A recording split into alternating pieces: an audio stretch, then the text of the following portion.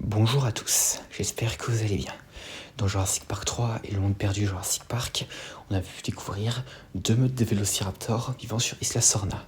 L'une près du village des ouvriers, celle dans le monde perdu, et une autre dans les hautes terres, près du complexe, ceux de Jurassic Park 3. Et c'est justement de ces raptors très connus dont on va parler aujourd'hui. Surtout qu'en ce moment, on parle un peu des différents groupes de dinosaures dans l'univers jurassique. Et donc, commençons. Donc cette meute de vélociraptor a été créée par InGen pour des raisons inconnues, et il différait largement en termes d'apparence et de comportement, contrairement aux premiers raptors créés qui vivaient sur Isla Sorna et Isla Nublar avant 1999. Il est d'ailleurs possible qu'ils aient été créés à cette date-là, en même temps que le spinosaure et d'autres dinosaures recréés illégalement. Cette meute se distingue nettement des vélociraptors des plaines vus dans les deux premiers films, tant par son apparence et par son comportement. Leurs crânes et leurs crêtes sont plus longues et ils sont beaucoup plus vocaux. Les mâles sont gris-bleu avec des rayures horizontales allant du cou jusqu'au bout de la queue. Ils ont les yeux rouges et des protoplumes sur la tête. Les femelles de leur côté sont beige clair avec des marques sombres sur tout le corps et ont les yeux jaunes mais n'ont pas de protoplumes. Cette meute semblait plus intelligente que celle des plaines, capable de concevoir des pièges complexes et de traquer ses proies.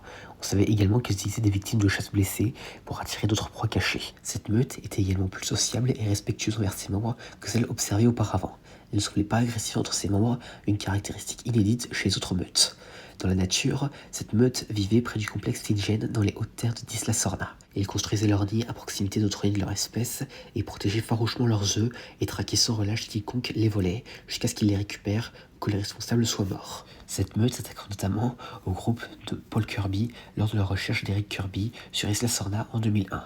On ignore ce qu'il est advenu de cette meute après les événements de Jurassic Park 3, mais certains membres ont survécu jusqu'en 2022 et ont été extraits d'Isla Sorna. Car en effet, un mâle et une femelle appartenant à cette meute ont été découverts à Thunder Bay au Canada en 2022.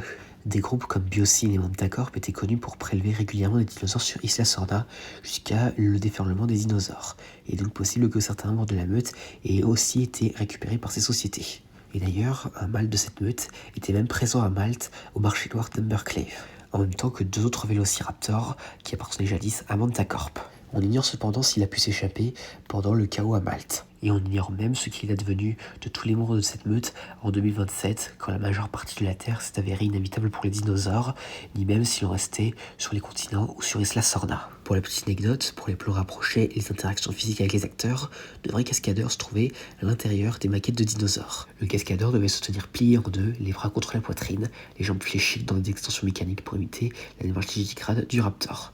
Le poids du costume reposait entièrement sur le dos et les hanches du cascadeur. Les sessions de tournage étaient si épuisantes qu'elles ne pouvaient pas durer plus de 20 à 30 minutes d'affilée. La tête et le cou du raptor ont été truffés de moteurs mécaniques pour les expressions faciales. Le cascadeur à l'intérieur contrôlait uniquement les déplacements et les mouvements larges du corps, et à l'extérieur, une équipe de marionnettistes contrôlait les yeux, les paupières, les narines et la mâchoire à distance via des télécommandes radio. Pour la scène finale, où la femelle alpha observe de très près le visage d'Amanda Kirby, les mécaniques oculaires ont été poussées au maximum pour donner un regard calculateur et presque humain. L'introduction des protoplumes sur la tête a posé un défi inédit aux équipes de Stan Winston. Les artistes ne pouvaient pas utiliser de vraies plumes d'oiseaux qui manquaient de rigidité et faisaient trop artificiel à l'écran. Ils ont donc fabriqué chaque piquant individuellement à l'aide de fibres de porc-épic et de fils de pêche rigides. Chacune de ces protoplumes était implantée à la main une par une sur la tête de la marionnette pour s'assurer qu'il bougeait de manière réaliste lors des mouvements brusques de la tête. Et à part ça, voilà, c'est à peu près tout ce que j'ai à dire concernant les vélociraptors des hautes terres d'Isla Sorna.